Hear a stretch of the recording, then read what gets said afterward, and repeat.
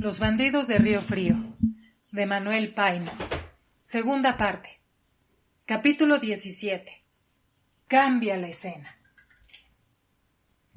El licenciado don Crisanto de Bedoya y Rangel era un hombre muerto. La prisión lo resucitó.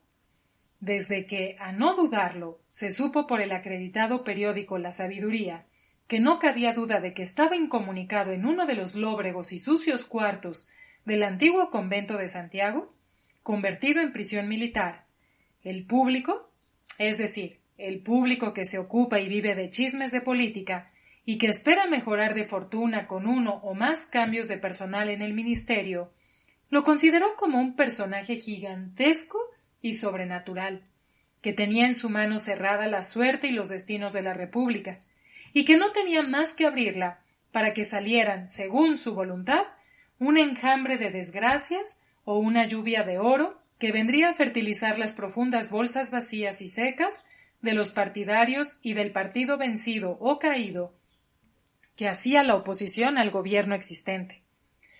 Durante una semana permaneció Bedoya incomunicado, durmiendo en un petate, sin una silla en que sentarse ni una mesa en que comer, y ni Lamparilla mismo obtuvo permiso para verlo, ni se le permitió que le llevasen cama y los muebles más indispensables. Se hacía cruces el licenciado, pensaba día y noche, y no podía acertar con la causa que había determinado al presidente a tratarlo tan cruelmente. Su conciencia le acusaba en verdad, pero jamás había escrito una carta con su letra, ni menos se acordaba de haber firmado nada que pudiera comprometerlo. Sus sospechas recaían contra don Pedro Martín de Olañeta, que por ocupar su puesto lo habría denunciado, y aún llegó a dudar de la amistad de su tocayo y condiscípulo Lamparilla. Bien mirado, decía Bedoya, sentado en su petate en un ángulo de la celda que ocupaba, vale más que el tirano se haya descarado, porque de esta manera mi situación política quedará bien definida, y seré jefe de partido, y lucharé frente a frente con el poder. ¿Y a cuántos hemos visto que tal vez de esta misma celda que ocupo han salido para el palacio a ocupar un ministerio? Si consiguiera Lamparilla que me trajese en mi cama un sillón, un canapé, la comida de mi casa, y me dejaran dar un paseo por los corredores, sería relativamente feliz. Llevo 3 noches de no dormir. La detestable comida de los bodegones de Santa Ana me ha estragado el estómago. 3 o 4 semanas más y no saldría vivo. Bedoya, de estas reflexiones, pasaba a la tristeza y al abatimiento, y al 4º o 5º día pensaba de otra manera. Sufría tanto de los insectos, del insomnio y de la soledad e incomunicación, que se tiraba de los cabellos y las lágrimas le venían a los ojos. Un sentimiento indefinible, que podría llamarse remordimiento de conciencia, lo atormentaba. ¿Los infelices vecinos de la casa de la estampa de Regina eran verdaderamente culpables? ¿No fue ligero, vanidoso y cruel, y hasta asesino al haberlos hecho sufrir meses en la cárcel, condenándolos a muerte sin la plena prueba de su culpabilidad, y aun contra el tenor mismo de las leyes, que no señalan iguales penas para los asesinos que para sus cómplices? Casi se alegraba de que el presidente lo hubiese indultado, porque los espectros sangrientos de sus víctimas se le habrían aparecido en altas horas de la noche en el sombrío calabozo que ocupaba. La esperanza y la luz del día borraban estas ideas y decía: al fin hice bien. Esas gentes ordinarias y viciosas no son lo mismo que yo. Ellas viven a poco más o menos en cuartos tan lóbregos e infectos como este. No pensemos más en esas patrañas. Ya me la pagará ese viejo hipócrita y malvado de don Pedro Martín. Arrieros somos y en el camino andamos. Su día le ha de llegar, y los martirios que estoy sufriendo los ha de pagar bien caros, hasta con la vida. Al fin de la semana, el mismo ayudante se presentó en la prisión, y sin saludar a Bedoya, le dijo secamente: de orden del presidente, está usted comunicado. El presidente había estado durante la semana pensando qué haría sin resolverse a nada. La carta que lo obligó a mandar poner preso a Bedoya no era en juicio una prueba suficiente. Así, aun cuando fuese juzgado como conspirador por la autoridad militar, tendría que ser absuelto, y el ridículo caía sobre el gobierno. Además, fueron tantas las cartas y recomendaciones verbales en favor del presunto culpable que no pudo resistir. El primer momento de cólera había pasado. Vaninelli había destruido al enemigo, y el nuevo ministerio opinaba que debían adoptarse medidas de conciliación y no de rigor. Pero el razonamiento que influyó más en su ánimo fue el de uno de sus más íntimos y allegados partidarios y amigos, que le dijo: «¿Está usted haciendo, sin saberlo, un héroe a Bedoya? No es más que una de esas notabilidades de provincia que vienen a darse importancia en la capital, y no tiene más mérito que ser hombre de acción. Y si ha medrado algo desde que está en México, es debido a la protección de usted. Tenerlo preso equivale a confesar que le tiene miedo y que vale algo. El desprecio es lo único que merece, y el desprecio del gobierno lo reducirá a la humilde condición que tenía en su pueblo». El presidente se limitó de pronto a levantar la incomunicación. Desde que se supo que ya se podía hablar con el personaje que había excitado la cólera del presidente y que éste se había declarado su perseguidor y enemigo personal, el prestigio de Bedoya aumentó un 100%. Desde las 11 de la mañana hasta las 4 de la tarde no cesaban las visitas de personas de todos los partidos que aprovechaban la ocasión para saludar al que había sido bastante influyente, para sublevar al Estado de Jalisco y hacer vacilar en su silla al tirano que se había encaramado en el gobierno.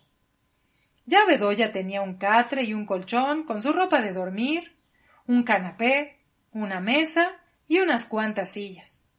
Le traían en una portavianda su almuerzo y su comida, y pasaba los días en tertulia, como un príncipe destronado que un día u otro puede volver al poder. Pero él, con suma modestia y haciéndose la víctima, no dejaba de referir a los que él titulaba sus leales y buenos amigos los sufrimientos de los primeros días de su prisión, la falta de urbanidad del ayudante y el rigor del comandante de la fortaleza. Si no hubiera sido por los soldados, me muero de hambre y de frío. Ellos, los pobres, me han convidado de su escaso rancho. Ellos, los pobres, me han prestado sus jergas para taparme. Podría enseñar a ustedes la espalda, donde todavía tengo grabadas las labores del petate. Pobre licenciado Bedoya, víctima del despotismo, se decían unos a otros, en voz baja, tratando de sacar en limpio la causa que había originado su prisión y los pormenores del grave choque que tuvo con el presidente, de quienes meses antes era el favorito. En este punto, Bedoya era más modesto, y aseguraba que él jamás había faltado en lo más leve al respeto y a la amistad. Que la verdad era que difería en algunos puntos de política que él le había aconsejado, pero que no habiéndose llevado de sus consejos, había estallado la revolución en Jalisco, donde el sanguinario Vaninelli había hecho horrores, pero que él ponía la mano en su corazón y se consideraba completamente inocente, y que suponía que su prisión la había originado alguna calumnia de los muchos enemigos que tenía, porque en el cumplimiento de sus deberes ni andaba con contemplaciones ni transigía con nadie. De verdad o de mentira, muchos de los que lo visitaban le ofrecían sus servicios, le estrechaban la mano y salían diciendo: «¡Qué buen talento tiene este licenciado! Se hace un poco la mosca muerta, pero a pesar de eso no puede negar que es hombre de acción.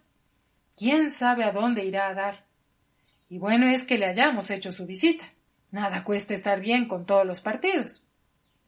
Bedoya se llenaba de orgullo, correspondía a los apretones de manos y daba gracias a Dios, aunque no creía mucho en él, de que le hubiese ocurrido al presidente ponerlo preso, con tal de que las cosas no pasasen adelante.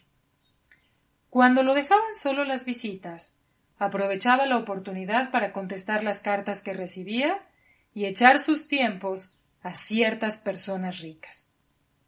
Muy respetable y estimado amigo, privado de mi empleo y de mis bienes, y reducido a una estrecha prisión, aunque con mortificación ocurro a la generosidad de usted, suplicándole me haga el favor de prestarme 200 pesos, que le devolveré tan luego como me halle libre y reciba de mi tierra fondos, que espero de un momento a otro, procedentes de las rentas de mis fincas.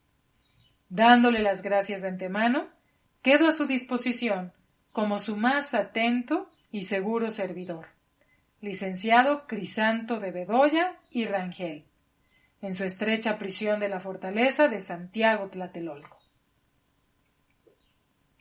Así escribía diariamente 5 o 6 epístolas, que Lamparilla hacía llegar a su destino.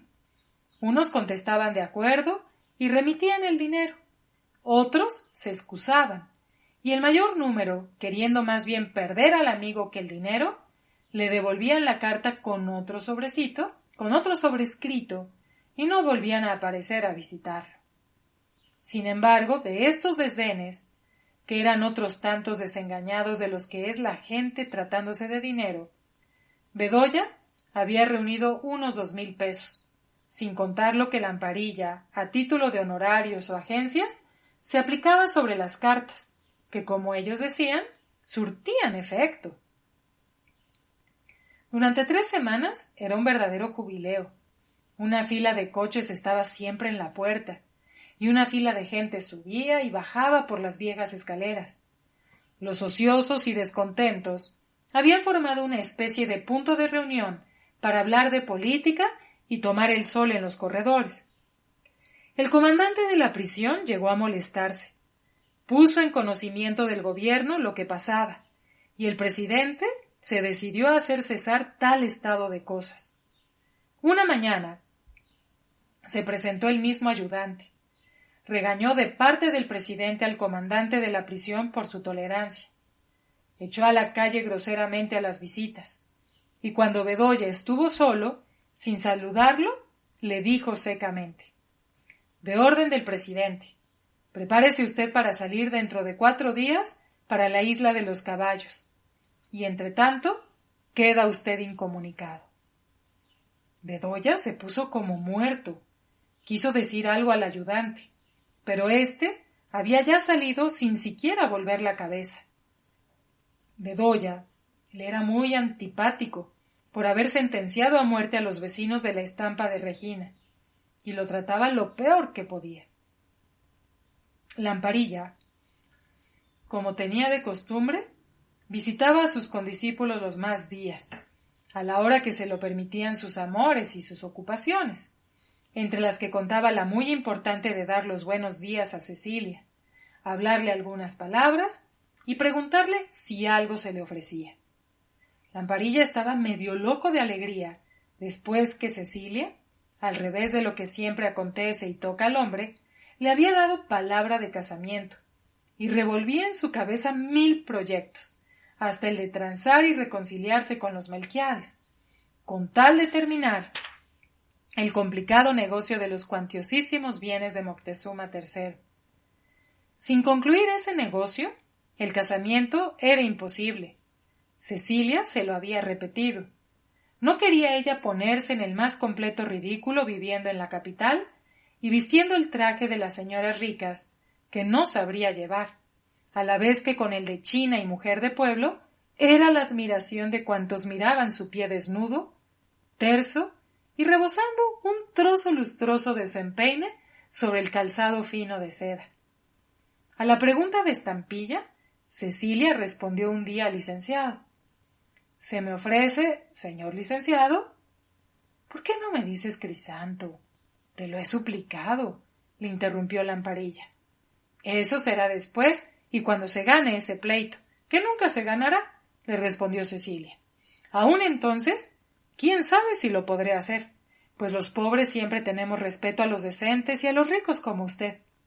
En esos momentos, Lamparilla no tenía 10 pesos juntos, y se le figuró que la frutera se burlaba de él, y medio enojado le dijo con seriedad: «Vamos, acaba. ¿Qué se te ofrece?» «Se me ofrece, señor licenciado», continuó Cecilia, sin notar la seriedad de su pretendiente, «que las cosas no pueden quedarse como están. No me parece que sea culpable el viejecito del tendejón de la esquina, pero no me quiero meter en eso, sino en lo que me toca. Nada tengo que hacer con la justicia, y todo el mundo, y el primero usted, sabe lo que pasó. ¿Por qué no se me deja quieta y no que cada rato, con lo que ustedes dicen que se llaman diligencias, tengo que firmar abajo de lo que escriben, en un papel tan malo que trabajo me cuesta? Y la verdad, no sé lo que firmo. ¿Y un día firmaré mi sentencia de muerte? Pues que usted dice que es tan amigo del juez, se me ofrece que me dejen en paz. ¿Y es cuánto? Y no me parece mucho. Quedará servida. Y pronto. Dejaré para mañana la visita de don Pedro Martín y me voy en el acto a buscar al juez y tratar de que se termine, en lo que a ti toca, el negocio. Y a Pantaleona, ¿qué le toca más que a mí? Por supuesto. Y no hay ni para qué decirlo. Dentro de una semana, cuando más, concluirá, le contestó muy contento de poder prestar a su idolatrada frutera un nuevo servicio. De la casa de Cecilia, donde había tenido lugar esta corta conferencia, Lamparilla se dirigió a la de Bedoya, y la conferencia que iba a tener con él debería ser más larga y de doble interés. La sonada de Jalisco, si no se propagaba y triunfaba, por lo menos desorganizaría el ministerio. Y con otras personas en esos puestos, quizá resolverían favorablemente él y Bedoya la cuestión del dinero que les faltaba. Ya habría una reconciliación con el presidente. Sobre todo, volverían a enderezar el negocio de los bienes de Moctezuma III, que en esos momentos era enteramente favorable a los reclamantes de España. Ni Lamparilla ni Bedoya se creían autores de la revolución, pero sí sospechaban que sus intrigas, los anónimos enviados con profusión a multitud de personas y las cartas con sentencias y palabras equívocas y misteriosas, imitando la letra de ministros, coroneles y oficiales, habían surtido efecto, y que sin que ellos mismos lo supieran, se había organizado una conspiración de importancia.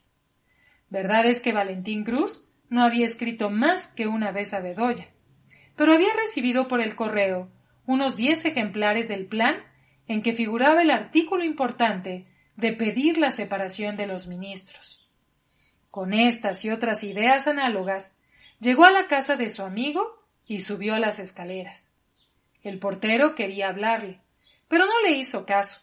Se entró en la recámara, que encontró en el más grande desorden. Registró las piezas y no encontró ni aun a la cocinera.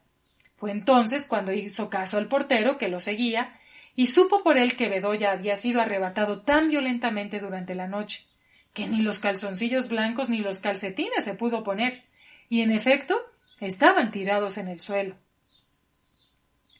El primer sentimiento de Lamparilla no fue indagar dónde había sido llevado su amigo para socorrerlo e interesarse por él, sino cuidar su propia persona, marcharse de la casa y esconderse.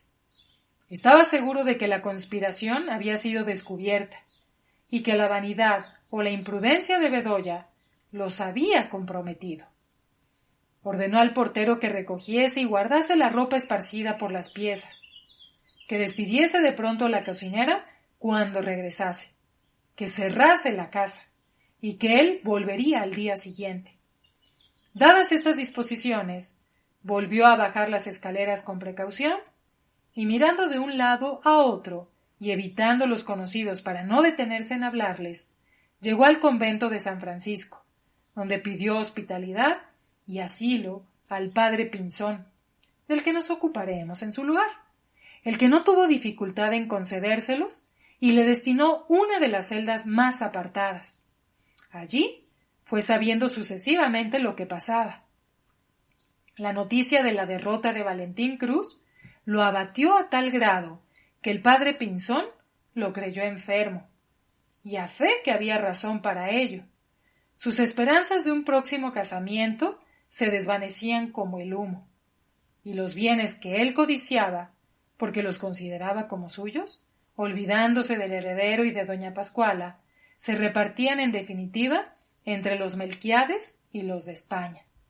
Y él quedaría reducido a los negocios que le proporcionaba don Pedro Martín de Olañeta, sin probabilidades de hacer una fortuna que le permitiese comprar una hacienda.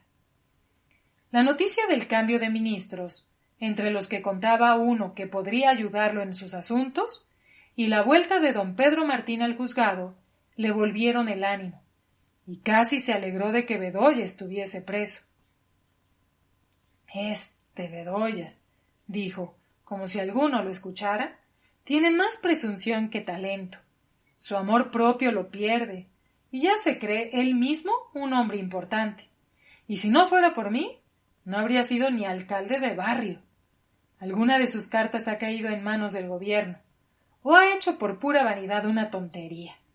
En cuanto a mí, estoy seguro, no he escrito a nadie con mi nombre, y desafío al más consumado maestro de escuela a que descubra que yo he escrito las que parecen la letra de los ministros. Claro, ya tengo la clave. Por eso han abandonado sus sillas los ministros. Y no sería extraño, tanto se ve en nuestro país, que los ahorcaran en unión de Bedoya. Me alegraría, por bestia. Fortalecido con tal género de reflexiones, se atrevió a salir a la calle, y creyó que era mejor afrontar la situación de una vez, presentarse en la prisión de Bedoya tan luego como estuviese comunicado, y llenar, aunque fuese en apariencia, los deberes de la amistad. Lo hemos visto prestando diversos servicios a Bedoya en su desgracia, y aprovechando la ocasión de sisar algo de los dineros que colectaba por medio de las cartas de que se ha dado ya muestra. Cuando Lamparilla fue a visitar a don Pedro Martín y a darle la enhorabuena, ya este magistrado había puesto en libertad al desgraciado don Joaquinito y terminado la causa en lo relativo a Cecilia y a Pantaleón, declarando que la primera no era culpable de la muerte del ladrón, pues que el suceso había pasado mientras ella dormía, y que, en cuanto a Pantaleona, había obrado en propia defensa, todo lo cual estaba bien probado por las diligencias que había practicado su antecesor, y las que él había continuado y constaban en la causa, y que ésta quedaba abierta contra el autor o autores que habían practicado la horadación para introducirse en la casa, robarla y asesinar a los que la habitaban, como lo habían hecho con el remero que se encontraba en la canoa. Aprovechó la oportunidad para hablar a don Pedro Martín del asunto pendiente de Moctezuma III. Registrando unos papeles antiguos del marqués de Villalegre, le contestó don Pedro: «Me he encontrado una real orden del emperador Carlos V relativa a los terrenos que reclamaban como suyos los antecesores del actual marqués, y que lindaban con los que pertenecían a los reyes aztecas. Y la cuestión está claramente resuelta en favor de los herederos de Moctezuma. Seguramente era la real cédula que debe encontrarse en el ayuntamiento de Ameca y que usted fue a buscar. Con razón los Melquiades se opusieron y prefirieron matar a usted antes que permitir que registrase el archivo. Con esta real cédula tiene usted ganado redondo el punto a los de Madrid, y no falta sino la fe de bautismo del ahijado de doña Pascuala, que usted llama Moctezuma III, para que el gobierno haga la declaración terminante y ponga al legítimo heredero en posesión de los bienes, que de veras son cuantiosos. Y yo sé mejor que usted cuáles son, pues que he leído todos los voluminosos títulos del marquesado de Valle Alegre, y se hace mención de la mayor parte de ellos con motivo a linderos y a concesiones de tierras hechas por Carlos V y la reina doña Juana». Lamparilla no acabó de escuchar a don Pedro Martín, sino que prorrumpió en exclamaciones tan desacordes y se atrevió a abrazar al magistrado, no obstante el respeto que le tenía. «Usted, señor don Pedro, que ha sido mi protector, va a ser el patrono de este negocio. será para usted una fortuna, que bien merece por sus años de estudio y de servicios a la patria. Renuncie hoy mismo al juzgado y dedíquese a este negocio justo y legal, según usted mismo lo ha calificado. Sus honorarios serán una hacienda, donde irá usted a descansar, a reponer su salud y a vivir feliz e independiente por el resto de la vida. Don Pedro Martín sonrió tristemente. Se le paseó por la cabeza que bien podría realizar, en compañía de Casilda, ese idilio pastoral que con tanto entusiasmo le proponía Lamparilla. El negocio presentaba por todos lados buen aspecto. La fe de bautismo de Moctezuma III podría fácilmente encontrarse en una de las parroquias de México o de los pueblos del valle, quizá en Ameca mismo.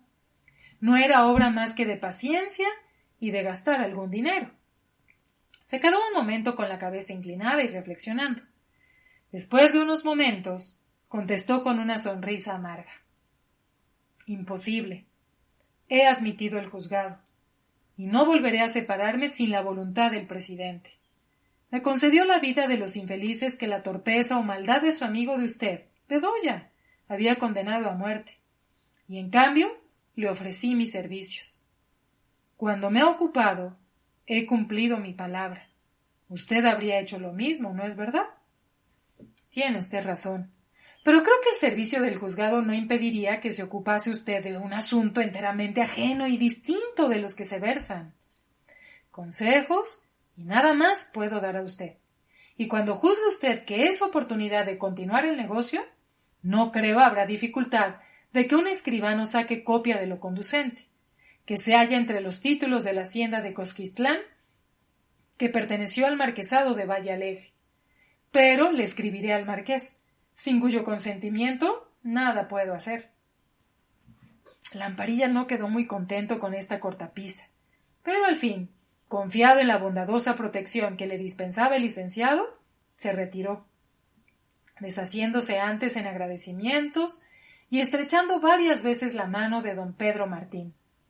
No es necesario decir que en el acto, y sin pensar en comer, ni menos en ir a visitar al preso, se fue en busca de Cecilia, a la que anunció que el negocio estaba ganado, que antes de un mes estaría en posesión de las haciendas, que dispusiera todas sus cosas, vendiese las canoas y las casas de México y Chalco, o dejase sus negocios a cargo de Pantaleona y dispusiese lo necesario para la boda.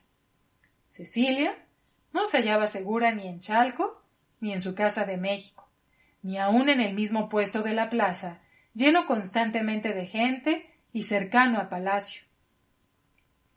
Se le figuraba que Evaristo personalmente le acechaba a todas horas, y en cada gente desconocida que pasaba cerca de ella, creía ver un asesino que le hundiría por detrás un puñal. Tenía bastante energía y valor para luchar personalmente con Evaristo, pero la acobardaba el asesino invisible. Así, las proposiciones de Lamparilla fueron muy bien acogidas, y cerró los ojos sobre los inconvenientes de un matrimonio desigual, con tal de tener una persona que la protegiera y de abandonar México y Chalco y vivir encerrada, pero segura, en una de las haciendas de que iba a ser dueño Lamparilla.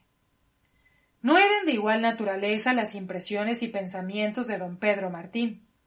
La sonada de San Pedro y su pronta y aparente conclusión habían modificado o cambiado las escenas de la vida de nuestros personajes.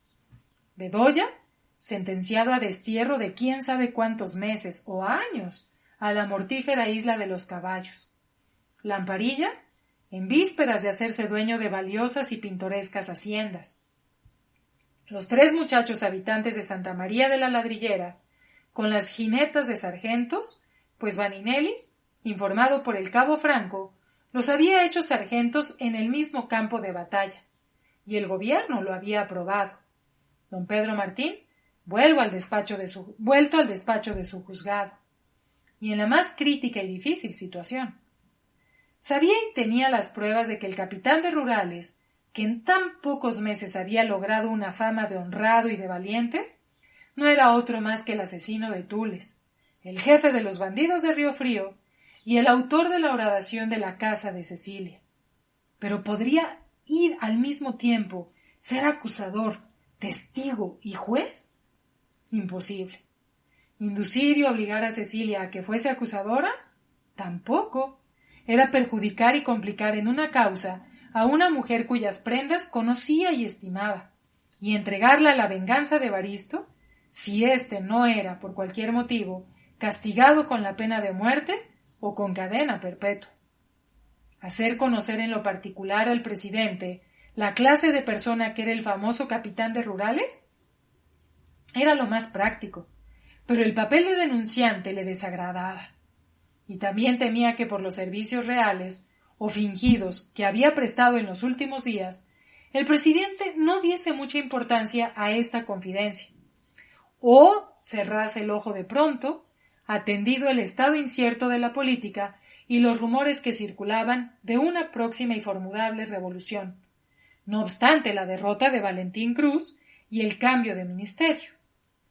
Aconsejar, instigar al presidente a que mandase a Vaninelli, puesto que ya no era necesaria su presencia en Guadalajara, para que sorprendiese a la fingida escolta, que no era más que una banda de ladrones, y colgase en un árbol al capitán de rurales, era lo más fácil y definitivo, pero no cabía en el carácter recto y en los sentimientos religiosos de don Pedro Martín un proceder semejante, así fuese con el más detestable asesino, como lo era Evaristo.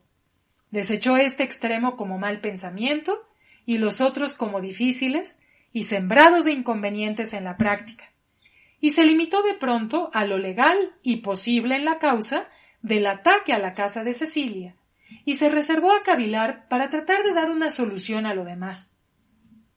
Era, pues, don Pedro Martín un hombre desgraciado, tolerando a sabiendas que mientras era juez, fuese jefe de la seguridad del camino más concurrido de la República, del asesino condenado a muerte por su mismo antecesor. No tenía más que decir una palabra, pero esa palabra no la podía decir. Aumentó más su disgusto y las turbaciones de su conciencia el artículo del interesante y popular periódico La Sabiduría, que ya conocen nuestros lectores, y del cual recibió 6 ejemplares. Después de la grande y solemne frase «Dios salve a la República», inventada un día 16 de septiembre por uno de nuestros grandes políticos y hombres de Estado, había un suelto que decía: para sustituir en el juzgado al inteligente y enérgico abogado señor don Crisanto de Bedoya y Rangel, el ministerio respectivo ha nombrado al antiguo licenciado Pedro Martín de Olañeta, que lo había desempeñado antes. En cuanto a Evaristo, su comportamiento desde que regresó a lo que él llamaba ya sus tierras, con el grado de teniente coronel, fue de lo más irregular y arbitrario. Se entiende con los indios y gente pobre e indefensa, exigiendo ya sin disimulo una contribución semanaria de pollos, quesos, mantequillas, legumbres y cuanto más podía, de manera que vivía en medio de la abundancia, pero atormentado con la idea de ser denunciado por Cecilia, por don Pedro Martín y aun por el mismo Lamparilla, a quien miraba con desprecio, pero que llegó a temer. Resolvió, pues, matar a los 3, juntos o separados, a una misma hora o en distintas épocas. El caso era destruirlos y hacer recaer las sospechas sobre cualquier persona, para alejarlos de él. Determinó, pues, que Cecilia sería matada a pedradas en su mismo puesto de fruta de la plaza del Volador, que don Pedro Martín moriría envenenado por la misma Cecilia, y Lamparilla asesinado por sus mismos mozos en tino de los viajes que hacía a Chalco. Esto era fácil o difícil. Evaristo, durante días y noches, fácil o difícil, resolvió que se había de hacer en el más corto tiempo posible.